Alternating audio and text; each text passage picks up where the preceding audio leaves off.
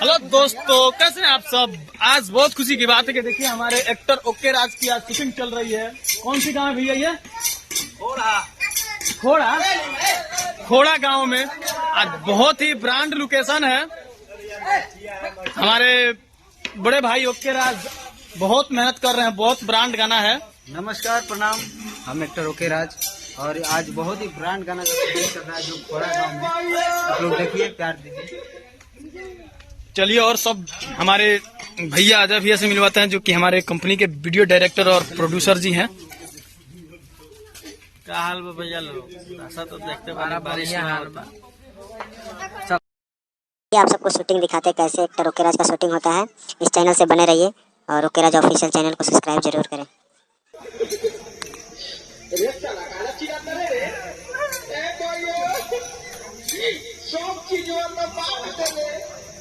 लेकिन एक चीज छोड़ देने भाइयों। अरे साला कौन चीज बात करी, कौन चीज छोड़ देनी रे? सब तो चीज बोला के चाहिए बनी। ए भाइयों एक चीज नहीं के दे दे। अरे कौन चीज बहुत है बोल बा। ए भाइयों तू एक बोला ना ले फौजी में आटा ठोकर ले। अरे साला तो फौजियों में ही चले का रे। ए भाइयों देख तू के ले तारा। हाँ गे रही बोल। तो बताओ भौजी के इतना सेवा प्रकार कोई। हाँ पहले तो बताओ रे साला क्या बोल करे रे?